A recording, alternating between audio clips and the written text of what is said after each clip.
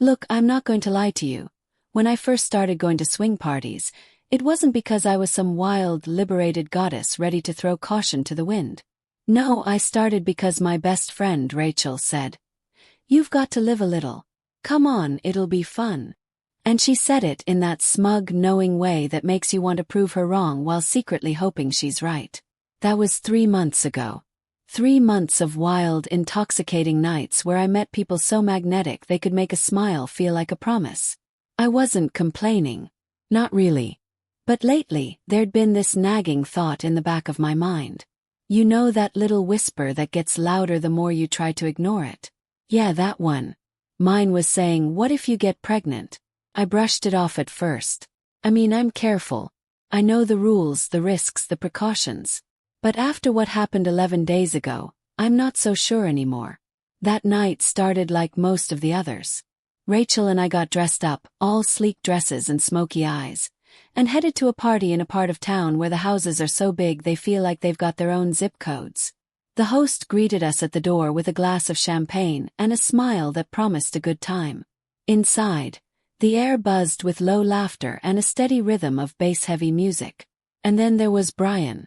Now, I'd seen Brian at a few of these parties before.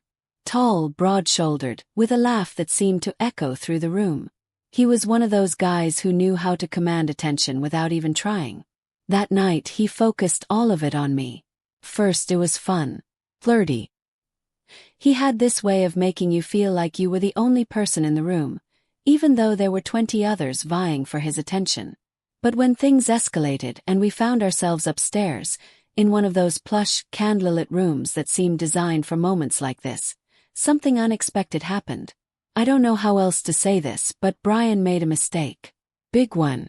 One moment we were caught up in the heat of it all, and the next. Well, let's just say I felt something that made my stomach drop faster than a bad date. "What the hell, Brian?"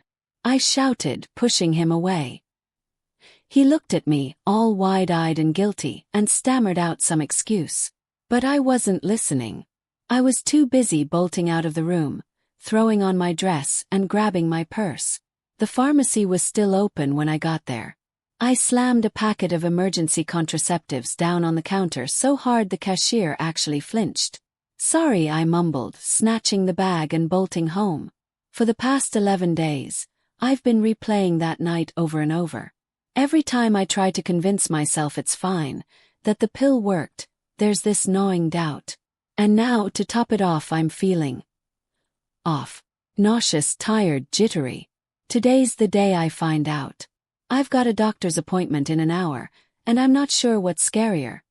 The possibility of being pregnant or the possibility of something else entirely. I don't know what I'll do if the test is positive. Hell, I don't even know what I'll do if it's negative. But one thing's for sure. I'll never forget that night. Not for the reasons I'd hoped. Sitting in the waiting room of the clinic was like being stuck in limbo. The walls were a bland beige, and the receptionist was chewing her gum so loudly it felt like a personal attack. I couldn't focus on anything. Not the outdated magazines. Not the faint sound of a daytime talk show playing on the TV above me. My thoughts were louder than anything else. What if it's positive?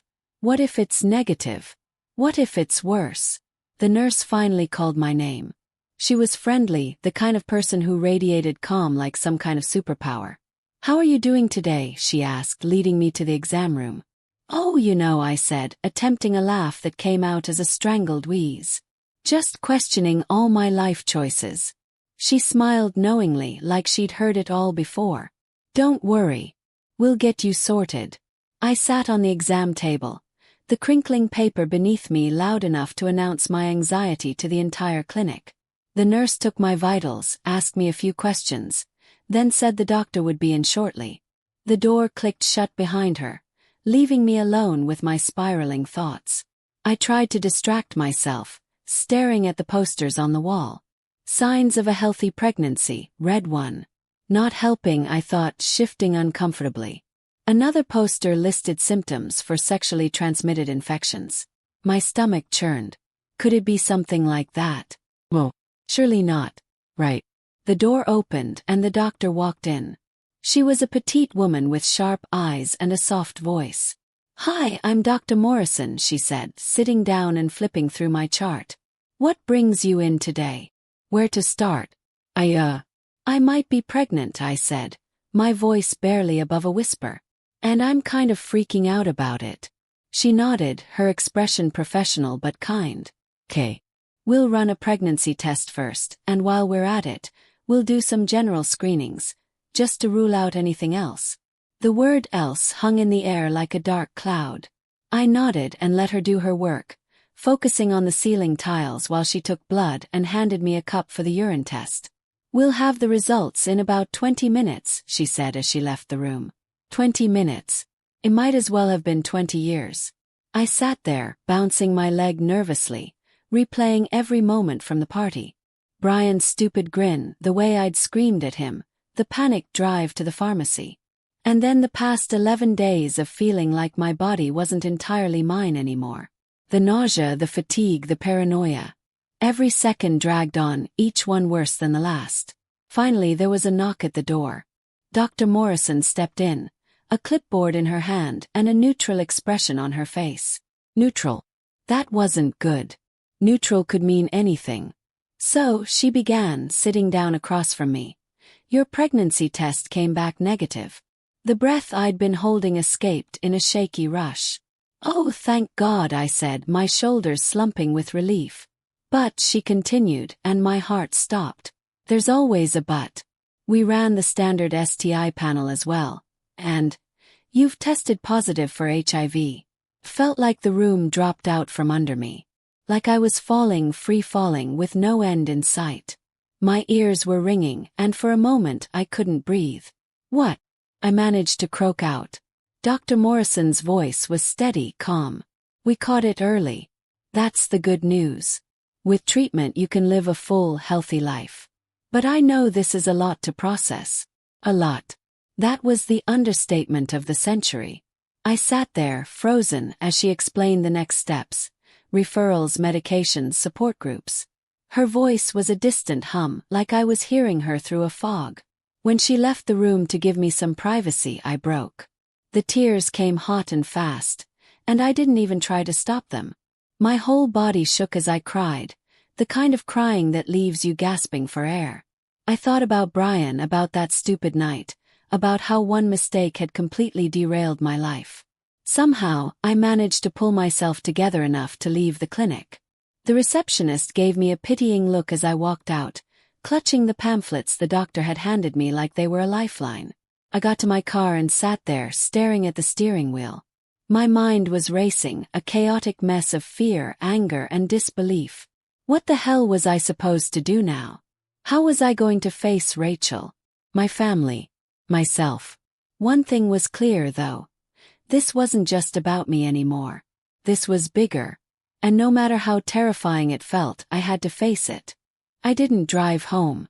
Couldn't. Instead, I parked in some random grocery store lot and just sat there, gripping the steering wheel like it might keep me from falling apart. But that's the thing. When you've already cracked wide open, there's nothing to hold on to. The tears came again, and this time they didn't stop. This wasn't just crying anymore. It was sobbing. Ugly, heaving, gasping sobs that left me shaking so hard I thought the car might break apart with me. My chest ached, my throat burned, and my mind was on a loop of how did this happen? How could I be so stupid? And then, like a lightning bolt, it hit me, Brian. "Brian, you bastard!" I screamed, slamming my hands against the steering wheel so hard it hurt. I didn't care. He'd done this to me. Him and his casual, confident smile, his ridiculous charm, and his total lack of responsibility. I hated him. I hated myself for trusting him, for being so caught up in the thrill of it all that I hadn't seen the warning signs. I grabbed my phone, my hands trembling so much I could barely unlock it. My instinct was to call Rachel, but the thought of hearing her calm, level-headed voice made me feel like an exposed nerve. I couldn't deal with that right now. So instead, I did something I'd probably regret. Called Brian. Rang. Once. 3 times. I thought he wouldn't pick up, and a small, dark part of me hoped he wouldn't. But then, "Hey you," came his voice, smooth and relaxed like he wasn't a human disaster walking around in a nice suit. You gave me HIV. I screamed, my voice cracking under the weight of my fury. There was a beat of silence. Then what? Well, what are you talking about? Oh, don't play dumb, Brian. My voice broke, and I took a shaky breath before continuing. You didn't use a condom. You didn't even tell me you were positive. Wait, he said, his voice rising in pitch. I didn't know. I swear I didn't know. I laughed bitterly. Oh, that's just fantastic. You didn't know. That makes everything better. Look, I'm sorry, okay? I had no idea. Sorry. Cut him off. Sorry doesn't fix this, Brian. Sorry doesn't erase the fact that my life is never going to be the same because of you. I hung up before he could say anything else. I couldn't stand to hear his excuses, his fake remorse. My chest felt like it was on fire, and for a moment I thought I might actually pass out. But I didn't. Instead, I threw my phone onto the passenger seat and screamed again, a primal, guttural sound that felt like it came from the deepest part of me. I wanted to punch something, to break something, to make the world feel as shattered as I did. But all I could do was sit there, trembling, until the anger gave way to exhaustion. The drive home was a blur. I don't remember stopping at red lights or making turns. Somehow, I ended up in my apartment, the door slamming shut behind me. I threw my keys onto the counter and sank to the floor, burying my face in my hands. My phone buzzed beside me, probably Rachel wondering where I was, but I ignored it. When I finally pulled myself together enough to move, I headed straight for the bathroom. I needed to see myself. To see the person who'd let this happen. The mirror didn't lie. My mascara was smeared, my eyes red and swollen. I looked like someone who'd been through hell. And in a way I had. But the thing that scared me most wasn't how broken I looked. It was the thought that this might just be the beginning. I clenched the sink, leaning in closer until I could see every imperfection, every line, every tear track. You're not going to let this define you, I whispered, my voice trembling. You're not. Sounded brave. Almost convincing. But deep down I wasn't sure if I believed it. I woke up the next morning feeling like a hollow shell of myself. My pillow was still damp with tears, and my head throbbed like I'd gone on the kind of bender that comes with a 2-day hangover. Only I hadn't. The wreckage wasn't external. It was inside me. I stumbled to the kitchen, still in last night's clothes, and poured myself a cup of coffee. Not because I wanted it, but because I didn't know what else to do. The idea of going back to swing parties, of laughing and flirting like nothing had happened, seemed absurd now. The girl I was 11 days ago was a stranger. I barely remembered her, but I hated her guts. Then my phone rang. I didn't want to answer it. I wanted to throw it into the sink and pretend it didn't exist. But when I saw Dr. Morrison flash on the screen, my stomach dropped. My hands shook as I picked it up. Hello. My voice came out hoarse, barely a whisper.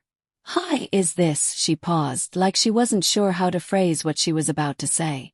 We need to talk about your results. My throat went dry. I thought we already did. Yes, well, I double-checked something this morning and it appears there was a mix-up with your test results. Your pregnancy test. Another pause, longer this time. It's positive. The coffee cup slipped from my hand and shattered on the floor. What? My voice was so loud it startled even me. I'm so sorry, she said, her tone full of the kind of pity that made my skin crawl. It's rare, but these things happen. You're pregnant. Pregnant. The word echoed in my head like a bad punchline. I barely heard her as she rattled off next steps. Appointments, tests, things I needed to do. I hung up without saying goodbye, dropping the phone on the counter like it had burned me. Pregnant. The enormity of it crashed down on me, and I doubled over, clutching the edge of the counter for support. Brian's face flashed in my mind, followed by his panicked, stammering excuses. I wanted to call him, to scream at him, to make him feel the weight of what he'd done. But what was the point? What would that solve? I slid to the floor, the shattered coffee cup crunching beneath me. My breath came in short, ragged gasps. Pregnant. I couldn't even wrap my mind around it. HIV had felt like the end of the world, but this? This was a new layer of chaos I wasn't ready for. Hours passed. Maybe minutes. Time lost meaning as I sat there, staring at nothing. Eventually, the shock gave way to anger. White-hot, blistering anger that surged through me like wildfire. I grabbed my phone and opened the group chat with Rachel.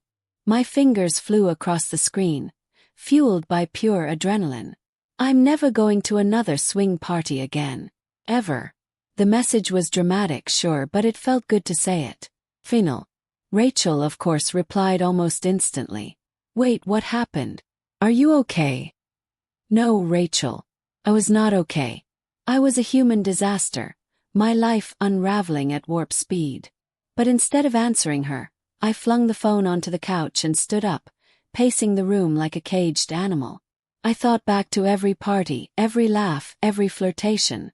All the risks I'd brushed off because they felt distant, abstract. And now here I was, living proof of what could happen when you think you're invincible. I'm done, I said out loud, my voice trembling with conviction. I'm done with all of it.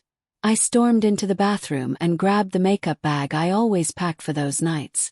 Lipstick, eyeliner, tiny perfume bottles. They all went flying into the trash.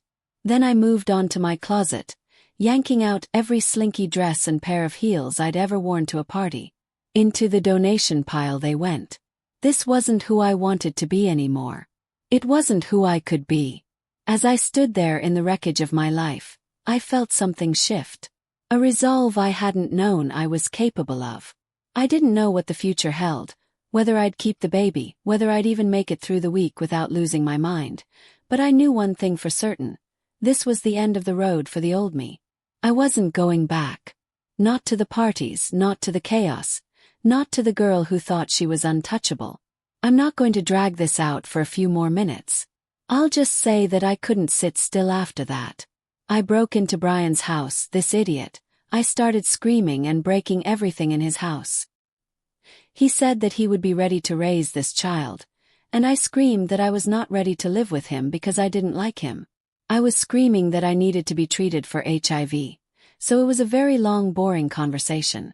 What I want to say in the end is, take care of yourself and your health. I told you all this so that you would not make my mistakes anymore. 3 months have passed since then. I have a fairly large pregnancy gestation rate. I continue my HIV treatment. I just have some more difficulties. Every day I can't come to terms with it. I still regret that evening.